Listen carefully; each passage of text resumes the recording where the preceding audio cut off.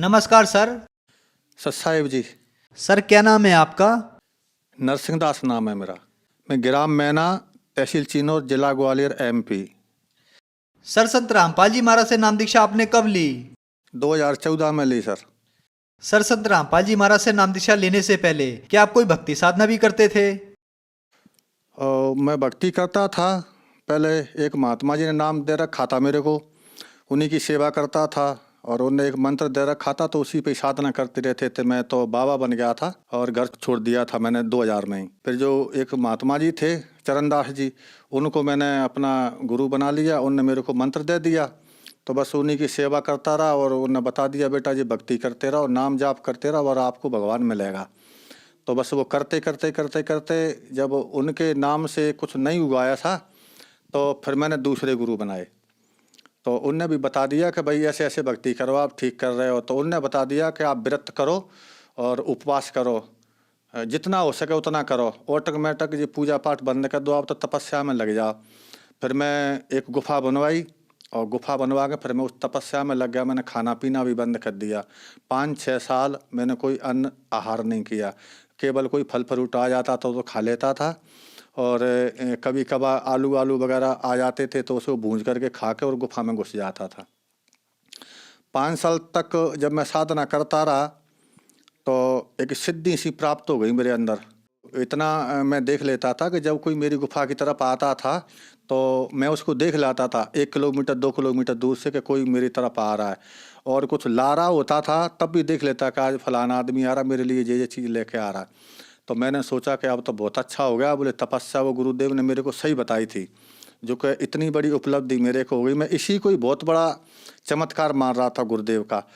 फिर तपस्या करते करते एक दिन क्या मेरे को एक वाइट कलर का प्रकाश नजर आया और उसमें से आवाज़ आ रही थी। मेरे को जी नहीं दिखा, उसकी बॉडी दिखी नहीं कि कौन है। मेरे को केवल आवाज़ आ रही थी कि बेटा अभी तो कुछ नहीं है, अभी तो ये तेरे को सिद्धि साधी लाग गई, इससे कुछ नहीं होने वाला है। बोले अगर मोक्ष की गति चाहते हो तो इसके लिए कोई सच्चे गुरु की तलाश आपको करना पड़ेगी और नहीं तो ऐसे ही भटका खाते रहोगे आप लोग। फिर मैंने सोचा कि ये कैसे बात बनेगी। फिर मैं बाहर निकल आया, घूमता रहा, वो सच्चे गुरु की तलाश में बहुत जगह गया मैं, पर कोई अब जो भी मेरे सामने वो महात्मा मिलता तो मैं वो महात्मा 18 और मैं 25, इतना फर्क मेरे को उसमें दिखता था। तो मैंने कहा कि अब इनको गुरु में क्या बनाऊं कि ये तो मेरे से वैसे ही बहुत कमज़ोर हैं। ये बने जरूर हैं, मठाधीश थे, बड़े बड़े जटा जूट रखा रखे थे, उन्हें बड़े बड़े आश्रम पे पैसा वाले भी थे, पर भक्ति उक्ति कुछ नहीं थी उनके पास।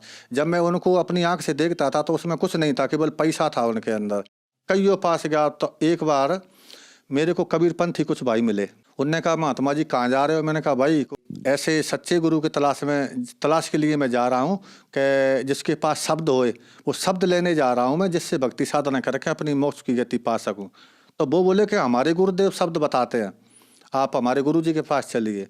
तो मैंने कहा चलो भाई, मैं पहले उनसे बात करूँगा। बोले हाँ आप बात कर लेना। तो वे मेरे को मथुरा ले गए सर। मथुरा में जाकर पहुँचे, वहाँ के जो प्रचारक थे, क्या नाम है वो, तुलसीदास जी महाराज, जय गुरुदेव। तो उनके पास मैं गया तो उनसे भी बातचीत हुई ऐसी। तो उन्होंने कहा बेटा भक्ति करो, मैं सवेरे आपको नाम दूंगा। तो जब उन्होंने मेरे को नाम दिया सवेरे, और नाम देते के बाद में उन्होंने मेरे से कहा था कि बेटा चिलम मत पीना और हुक्का पी लिया करो, क्योंकि हुक्के में तो वो तम्बाकू छनके जाती है तो वो तेरे को नुकसान नहीं करेगी और हुक्के में कोई दिक्कत नहीं है। तो मैं 500 रुपये का जिल लम्बा हुक्का लेके आ गया मैं, और 3 किलो तम्बाकू आके मैंने अपनी गुफा पर रख लिया और फिर दे दनादन हुक्का चलता रहा। तो छाती पे ऐसा हो गया कि जलन सी चालू हो गई कि हुक्का का सीधा धुआं जाता है। चलता रहा तो 3-4-5 साल तक। फिर मैंने उनको पूछा, मैंने जो हुक्के से तो मेरे को दिक्कत खड़ी हो रही है। बोले नहीं इससे कुछ दिक्कत खड़ी नहीं होगी, जो पहला कवर जमा है ना वो हट रहा है और जे कवर दूसरा चढ़ रहा है। तो मैं फिर लगा रहा साधना करने के लिए। उनने बता दिया था मेरे को कि ऐसे कानों में उंगली डालना है और ऊपर सुनना है, इसको सब तेरे को सुनाई पड़ेगा, जो भी आवाज़ सुनाई पड़ेगी उसी को शब्द कहते हैं, उसको पकड़ लेना, बस उसी को सुनते रहना सो तुम स्वर्ग पहुंच जाओगे। और मैंने कहा ठीक है। तो सर मैंने 8 साल उनकी साधना की। 8 साल में जो पहले जो मैं प्रकाश देखता था लाल वाला है ना, पीरा वाला और जे है सफ़ेद वाला। तो वो पहले मैं जो आवाज़ें सुनता था, प्रकाश देखता था, वो तो चले गए, पता नहीं किस 60 में चले गए। और जय गुरुदेव जी ने जो बताई थी उससे कोई लाभ नहीं हुआ। जनता बहुत जुटती थी, हुक्का वाले आते थे पीने के लिए, आप हुक्का पिलाओ, वो हम 7:30 में हुक्का पीते थे। जो सीनियर थे ऊंचे बैठ के पीते थे, जो हमारे चेला चांटे थे, बहुत चेला बना रखे, तो वो नीचे बैठ के हुक्का पीते थे। हुक्का पी के वो अपने अपने घर चले जाते थे। एक दिन पर ऐसा ही लगा मेरे को, इससे तो भाई मरना ठीक है कि परमात्मा मिले नहीं। पूरी ज़िंदगी मैंने इसी में निकाल दी। पहले बैरागी बना है, त्यागी बना, अखाड़ों में गया, सारी जगह घूम का मैं आके मैंने अब मरना ठीक है। और जब मैंने सीख ही लिया था थोड़ा साधना में कि बॉडी मेरी कई गुफा में पड़ी रहेगी और मैं अपना देश से निकल जाऊंगा, भगवान फिर मिलेगा कभी ना कभी। जब ऐसा मैंने शरीर में अपने में मन में जो विचार किया ना, उसी रात को मेरे को संत रामपाल जी महाराज एक विमान टाप के में बैठ करके और आकाश मार्ग से आते हुए नजर आए। उसका एक कैमरामैन एक साथ में बैठा था, एक कैमरामैन एक साथ में, 2 कैमरामैन बैठे थे और बीच में जो संत रामपाल जी महाराज बैठे थे। तो ऐसे हाथ कर रहे थे, ऐसे हाथ वो करें तो जनता ऑटोमेटिक धरती से उड़ उड़ के और ऊपर की तरफ जा रही थी और सतगुरु के जयकारे लग रहे थे। ये चीज़ मैंने देखा तो मैंने कहा भाई यहाँ अभी भी सतगुरु का जयकारा लग रहा है तो कहीं ना कहीं कुछ है, अभी भी आशा, अभी अपनी हिम्मत नहीं हारना चाहिए, अभी भी कुछ न कुछ करना चाहिए। तो मैंने कहा देखते हैं।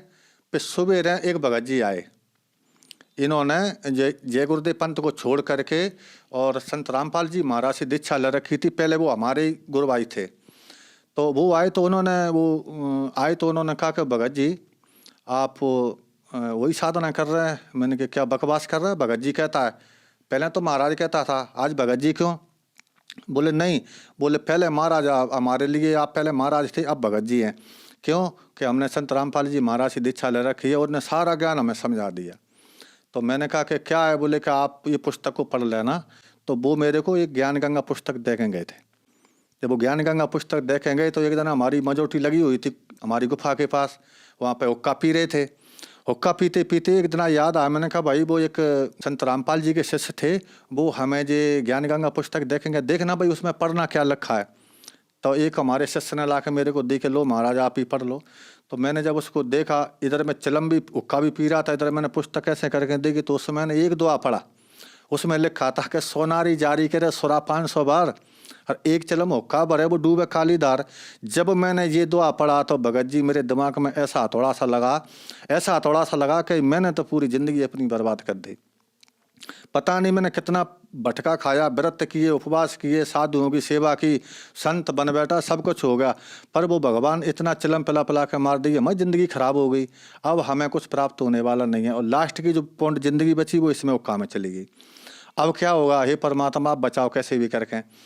तब संत रामपाल जी के शिष्य मेरे को पुस्तक देखें गए थे, वो भागीरथ दास नाम था उनका। मैंने उनको फिर बुलाया एक बार, मैंने कहा भगत जी आप आना एक बार। तो वो सवेरे आए, बोले क्यों पढ़ी पुस्तक? मैंने कहा भाई पुस्तक की बात तो ठीक है, वो तो पढ़ ली, जो संत रामपाल जी महाराज जो आपके गुरु हैं वो बात कर लेते हैं। बोले हाँ बिल्कुल आपसे बात करेंगे। तो मैंने कहा मेरे को ले चलो आप हरियाणा। तो उन्होंने कहा ठीक है चलो। 28 तारीख आई, 28 को हम जहाँ से चल दिए, 29 तारीख को सवेरे हम आश्रम बरवाला पहुँचे। वहाँ पहुँचे तो वहाँ जा कर के अंदर उन्होंने कहा, मैंने कहा भाई पहले मैं बात करूँगा महाराज जी से, इसके बाद मैं नाम दे चल लूँगा। तो वो भगत बोले कोई दिक्कत नहीं है, बोले अब तुम सही जगह पे आ गए हो, आप पहले नाम लो, नाम लेके आप परमात्मा के दर्शन करना। फिर मैं वहाँ से संत रामपाल जी के यहाँ से मैंने नाम दीक्षा ली। सर संत रामपाल जी महाराज से नाम दीक्षा लेने के बाद क्या आपको कोई लाभ भी प्राप्त हुए? जैसे ही मैंने संत रामपाल जी महाराज से दीक्षा ली और नाम ले करके जो परमात्मा के मैं दर्शन करने के लिए गया, जैसे ही संत रामपाल जी महाराज अपनी वहाँ से बाहर निकले भक्तों को दर्शन देने के लिए, तो जैसे ही मैं सामने ही खड़ा था, जैसे मेरे उनके ऊपर जो दृष्टि पड़ी ना, तो एकदम मैं ऐसा हो गया कि मन पर मेरे अंदर से कोई भूत निकल गया हो। तो एकदम ठंडक आ गई। वो परमात्मा संत रामपाल जी महाराज चले गए अपने भक्तों को हाथ रखते रखते आशीर्वाद देते देते। जब मेरी बारी आई तो मेरे पे आशीर्वाद नहीं दिया, मेरे सर पे उन्होंने हाथ नहीं रखा और ऐसे निकल के चले गए। तो फिर एकदम मैं रोने लग गया। मैंने कहा हे भगवान, आप जंगल में गए थे मेरे को लेने के लिए, आप मेरे को जंगल में से बुला करके जहाँ ले आए और जहाँ आपने मेरी बात भी नहीं सुनी।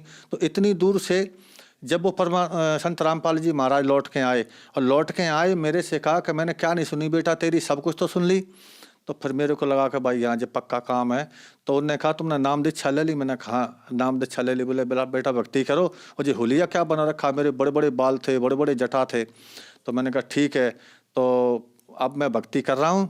और उनने कह दिया था कि अब तुमको कोई भूत ब्यादा नहीं सतावेगी। तो पहले बहुत से आते थे जिन भूत बेताल वगैरह, अब कोई नहीं आता। और बढ़िया भक्ति हो रही है और बढ़िया साधना में लगे हुए हैं। और जबकि पहले मैं मरने के लिए जा रहा था, पहला लाभ तो यही है कि जब मेरा बिल्कुल ऐसे लकड़ी जैसा शरीर हो गया, व्रत करते करते उपवास करते करते, तो एकदम ऐसा नया जीवन मिला जो भक्ति साधना करने से। आज देखो मेरी बॉडी कैसी है, बिल्कुल जे लग रहा है मैं तो अभी घर से निकल के आ रहा हूँ। जब मैंने जी दीक्षा नहीं ली थी जब, तो पहले अगर आज भी मेरे को लोग देखते हैं तो वो पहचान नहीं पाते हैं कि आप वही हैं क्या। तो ऐसा हो गया था मैं, बिल्कुल मेरी अंदर की लीवर खराब हो गया था, क्योंकि 5 साल मैंने खाना नहीं खाया। तो वो सुकड़ के इतना नेक हो गया था, तो उसमें आधी रोटी 1 रोटी जाती थी केवल बस। तो अगर ज़्यादा खाता था तो बीमार हो जाता था। और कम रोटी खपती थी, इससे बिल्कुल शरीर कमज़ोर होता जा रहा था। तो पहली बात तो यह है कि जब परमात्मा संत रामपाल जी महाराज से मैंने दीक्षा ली, तो जो मैंने मंत्रों के जाप किए, जो क्रिया उन्हें बताई थी, जो मैंने करना चालू की, तो आज मेरा वो लीवर भी सही है और मेरी पूरी बॉडी बिल्कुल ऐसे लगती है कि जी पता नहीं कौन है। और अगर आज वो देखें तो मेरे कोई पहचान नहीं पाएगा कि जी वही हैं कि दूसरे हैं। तो संत रामपाल जी महाराज ने मेरे को नया जीवन दान दिया है। और इतने बहुत से लाभ किए हैं मेरे साथ, तो इतने लाभ किए हैं कि एक बार रात को वो जिंद फिर आ गया था वहाँ पर। ये संत रामपाल की साधना छोड़ने के लिए वो मना कर रहा था। बोले पहले ही बढ़िया था, कोई दिक्कत नहीं, बढ़िया चलम चलती थी, वो का चलते थे। अब तो यहाँ पे कुछ होता भी नहीं है, हैं। तो बोले पहले हम भी आते थे तुम्हारे लिए, पैसा की कोई कमी नहीं पड़ती थी, हम पैसा भी आपको व्यवस्था कर देते थे। तो मैंने उनको कहा भाई अब तो मैं बिल्कुल ठीक हूँ, मेरे को कोई परेशानी नहीं है। तो वो भी धीरे धीरे करके फिर मैंने अर्जी लगाई संत रामपाल जी महाराज को। मैंने फ़ोन लगा के अर्जी लगाई मैंने कि वहाँ पे मैंने कहा भगत जी ऐसी ऐसी बात है, यहाँ पे भूत परेशान कर रहे हैं मेरे को। संत रामपाल जी महाराज ने वहाँ बता दिया कि बेटा भक्ति करते रहो और कबीर साहब सब ठीक करेंगे।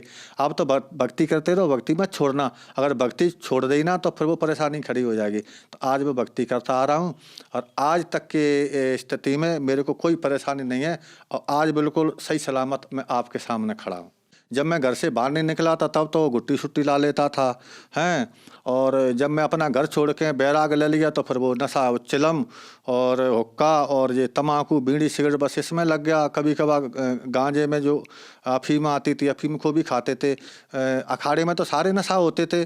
कछु बाबा तो ऐसे थे बड़े बड़े सीनियर हमारे वहाँ पे कि वो स्मोक का भी इस्तेमाल करते थे। पर एक बार नागा अखाड़ों की टीम हमारे पास आई तो उन्होंने हमसे कहा कि भाई ऐसी अच्छी मूर्ति आपके मस्तक पे इतनी चमक है और इतने बड़े बड़े जटाएं, आपसे तो हमारा अखाड़े में 4 चांद लग जाएंगे और आप हमारे अखाड़े में चलो। तो मैंने कहा भाई आपके अखाड़े में तो मैं चला जाऊंगा, पर मैं इतनी तपस्या कर रखी है मैं आपको एक एक करके बता दूंगा कि आपके अंदर क्या है। पर मेरे को आज भी आप देख रहे हैं कि आपके अंदर भक्ति नाम की कोई चीज़ नहीं है, केवल आप लोग तो एक पोस्ट के ऊपर घूमते हैं। बोले हाँ वो तो बात सही है। तो मैंने कहा कि अखाड़े में वहाँ पर भक्ति हो सकती है? बोले आप चल के देख लो। तो मैंने कहा ऐसे नहीं जाता मैं, मेरे को जाते ही अगर कोई आप पदवी प्रदान करें तो मैं अखाड़े में जा सकता हूँ। तो उनने उसी जगह पे वहाँ महंत थे अखाड़े के, वो जो बजरंग दास, उनने उसी टाइम मेरे को 40 नागांव का महंत बना दिया कि आप 40 नागांव के ऊपर के सीनियर रहोगे और जे जूनियर रूम में आपके यहाँ काम करेंगे। तो उस बटालियन को लेकर के मैं चलता था, जहाँ भी जग में जाना है, जहाँ 40 नागा मेरे पीछे चलते थे मैं आगे चलता था। और कुंभ में 2005 में उज्जैन गया था मैं, 2007 में इलाहाबाद में गया था, 2009 में हरिद्वार गया था। हर कुंभों में हमारी वो लगती थी, वो हमें जाता था। कई वो चेला भी हमने बना रखे थे, महात्मा लोग, साधु बहुत से चेला बन गए थे। वो इसीलिए बनते थे कि ऐसे सीनियर महात्माओं के चेला बनने से छोटे पूरे बाबा उनसे कुछ कहते नहीं हैं। पर वहाँ तो हमारे इकट्ठे लोग बैठ जाते थे, सब लोग स्मोक पीते थे। तो मैं उनसे कहता था कि भाई ये क्या है? बोले कि जो स्मोक है इसे पियोगे तो देख लेना तुम डबल रोल हो जाएगा तुम्हारा।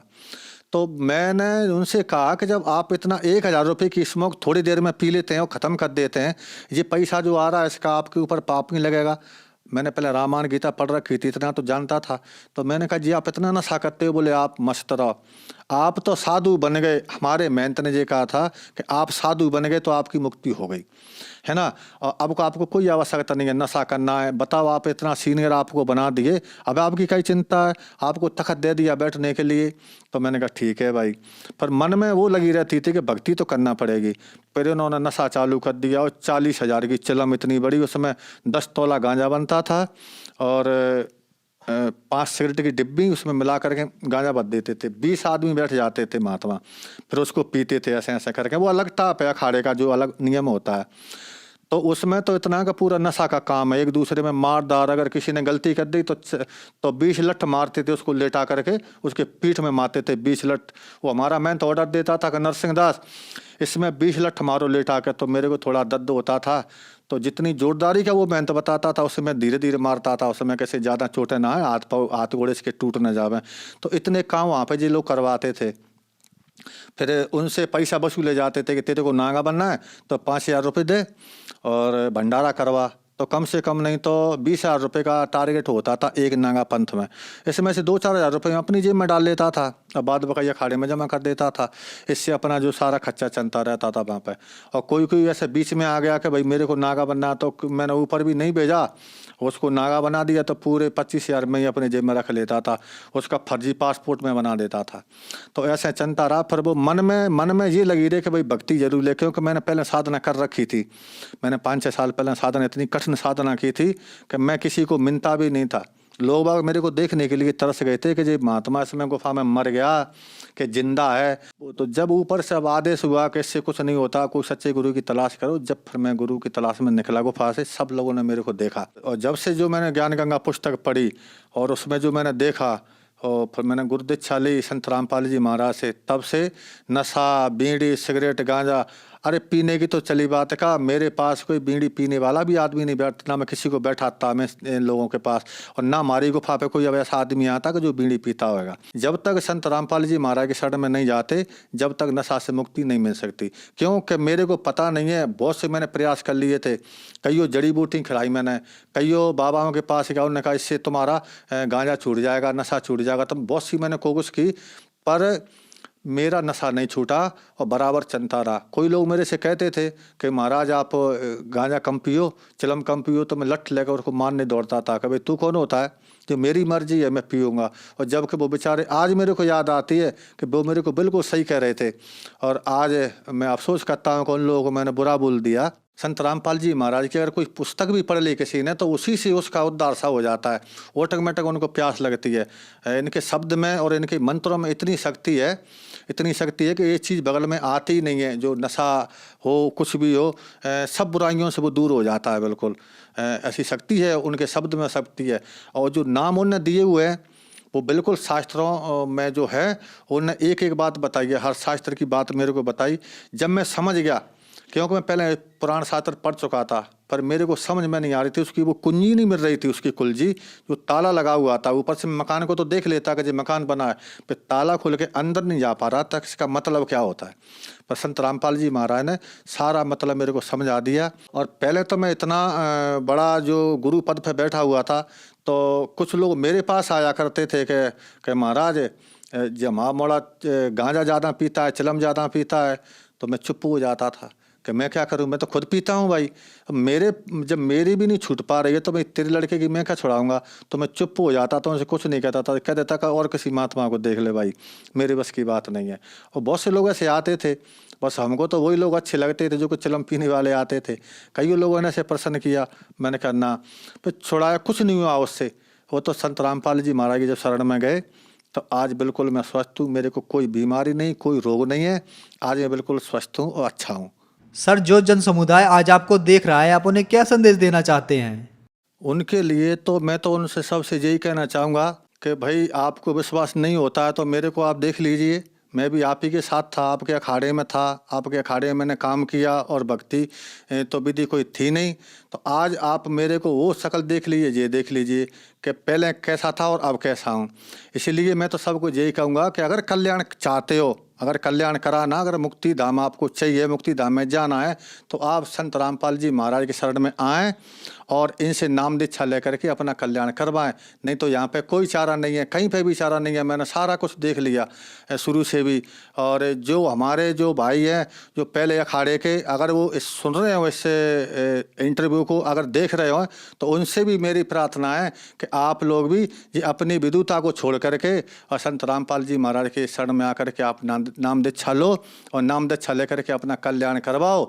और नहीं तो बहुत बुरी दिशा हो जाएगी इस देह की। सबको ये प्रार्थना करूंगा कि इतना ये लोग अलग अलग जो विभागों में बट गए हैं, जो मेरे शिष्य भी थे पहले, ठीक है, जो गुरु भाई थे और महंत थे, मैं सबसे मेरा ये अनुरोध है कि आप आकर के और संत रामपाल जी महाराज की शरण में आएँ और अपने नाम दीक्षा लें और अपना भक्ति करें और अपना कल्याण करवाएं। मैं तो आपसे ये प्रार्थना कर रहा हूं कि आप 1 महीना ये भक्ति साधना करें, आपको अच्छा लगे तो आगे बढ़ जाना। अगर आपको नहीं अच्छा लगता, आपको फ़ायदा नहीं हो इसमें, तो आप बेशक आप अपने वापस उसी अखाड़े के लिए लौट जाएं। क्यों कि मेरे को पता है कि 1 महीना का समय तो मैं आपको ज़्यादा कह रहा हूं। अगर आप ये 10 दिन भी इस साधना को करके देख लो, आपका नशा, आपकी जो गांजा, भांग, सिगरेट आदि वगैरह, इनका तो पता नहीं चलेगा। जैसे कि सूरज निकलता है तो रात का पता नहीं चलता कि वो किस दिशा को चली गई, इसकी जानकारी भी नहीं हो पाती कि रात है गई कहाँ। इसी प्रकार संत सतगुरु रामपाल जी महाराज से नाम दीक्षा लेकर के, और जब आदमी भक्ति करता है भगत अपनी, तो पता नहीं चलता उसको मेरे विकार कहाँ चले गए। उसे याद ही नहीं रहता कि मैं गांजा पीता था, कि सिगरेट पीता, तो पता ही नहीं पड़ता उसको। ऑटोमेटिक भगत जी अपने आप ही जो चला जाता है सब कुछ, कोई चीज़ बकाई नहीं बचती। सारा जो एमाल भरे होते हैं पूरे ऑटोमेटिक ही बाहर निकल जाते हैं। सबसे ही मेरा तो सबसे ये निवेदन है, प्रार्थना है सबसे, कि अगर मुक्ति चाहते हो तो अपने जो अहम को छोड़ करके और परमात्मा संत सतगुरु रामपाल जी महाराज के शरण में आप आ जाएं तो आपकी मुक्ति हो जाएगी। क्यों कि वैसे नहीं मानते आप मेरे को देख करके आ जाइए, क्योंकि मैं भी एक अखाड़े का गुरु पद पर बैठा था। मैं भी 40-50 नगाँव का महंत था, कई शिष्य भी मैंने बना रखे थे। और आज मैंने अपने शिष्यों को भी इस संत सतगुरु रामपाल जी महाराज के शरण में जोड़ दिए हैं। कुछ लोग तो आ गए हैं और कुछ लोग कहते हैं कि हम पे गांजा नहीं छूटता है ना। कुछ लोगों को और समझा रहा हूँ।